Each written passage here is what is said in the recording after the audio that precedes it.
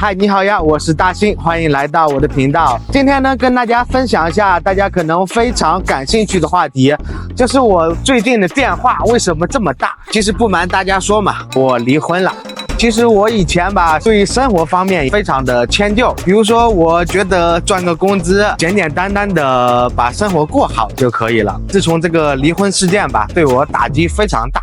开始变得自律，开始变得上进，生活方面还有一些其他的改变，比如说现在家里必须整洁啦，如果不是我必须用到的东西，那么我可能就会处理掉它，这样可以让家里看起来干净整洁大气。那说到这里呢，我最近有一个东西我要处理，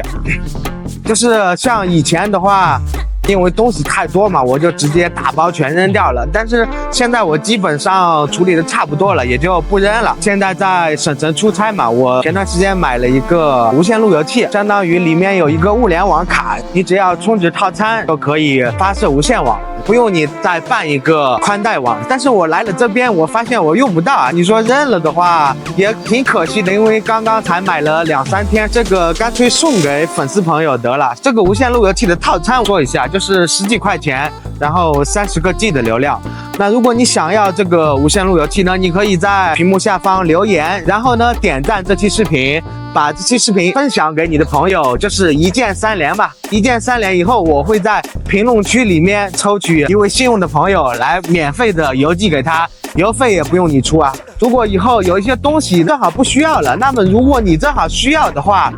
我会出这样一期视频的方式，然后告诉朋友们哪些东西我不需要了。如果你正好需要的话，那你就可以像今天这样的方式得到它。好了，现在还是回到我们视频刚才说的嘛，就是离婚这件事情对我影响挺大的，有好有坏嘛。因为我在离婚之前，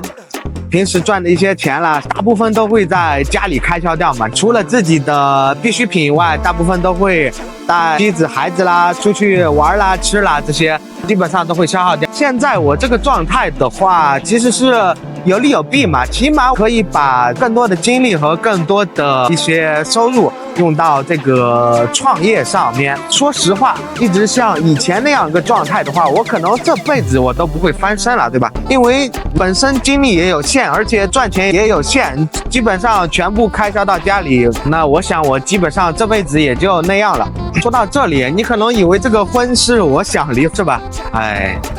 我也是被逼无奈呀，人家主动的提出离婚，然后我也是挽留了好久，因为我们还有一个孩子嘛，我不想让我的孩子变成单亲的状态，考虑孩子的成长啦，然后考虑他可能会认知比较少啦，出去可能会被骗啦啥的。其实我是不愿意的，但是最终我是实在没办法，我不管说成怎么样，他也要离婚。既然没办法的话，我就只能是先搞事业了，搞好事业再说吧。我感觉到明明就是前几年甚至前段时间还挺好的，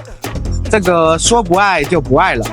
这个感情转移的是太快了。像我这样一个比较顾家的男人，这种打击我确实受不了啊！我刚开始确实受不了。有句老话怎么说来着？塞翁之马焉知祸福。我现在这种状态未必是坏处，然后我的生活方面我就没什么说的了，觉得有点浪费大家的时间。然后呢，我今天在讲一些我拍摄 YouTube 的心得，我如何用10几部影片破了3700的订阅，然后快速的开通这个播放收益。我知道市面上有很多的博主在教你怎么做 YouTube 怎么拍视频啦，我也看了很多，我把这个总结成几点。我先说第一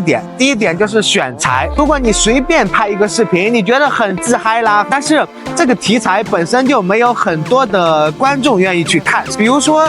这个题材一共就100个播放量，然后可能的话这100个播放量里面还有10几个人在做这样一个相同题材的视频，你可做出这样一期视频来，可能只有10几个播放量20几个播放量，其实这都是正常的。所以我们在选题材的时候一定要选择播放量高的题材。比如说我前面做的一些视频都是别人的频道他们做的最火的视频，然后我把这个题材选出来我再做一遍，就是这样。前提是必须你能干了这个事情，是吧？比如说人家做的挺好的，你想翻拍，但是你本身你就对这个行业不通，你想翻拍，那么你也是翻拍不出来的。然后第一点就是选材，然后呢，第二点呢就是封面，封面是非常重要的。不管你的视频做的再天花乱坠，再多么的对用户有帮助，但是如果你的封面不能吸引用户点击，那么 YouTube 给你推流，可能给你推了1万个人看到你这个视频，但是呢，就是几乎没有人点击，是吧？点击率只有0.点几。比如说 YouTube 给你推荐了1000个人的话，可能只有1个人点进来看呀。所以这个封面也是非常重要的。第3点呢，就是标题。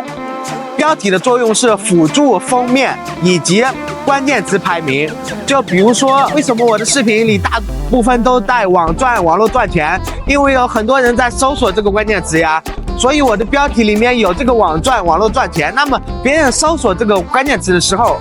就可能会看到我的视频。然后我的视频的封面如果点击率再高的话，那么观众很容易的就点进来去观看我的视频了，是吧？所以标题一是 SEO 就是关键词优化嘛，2就是辅助解释你的这个封面。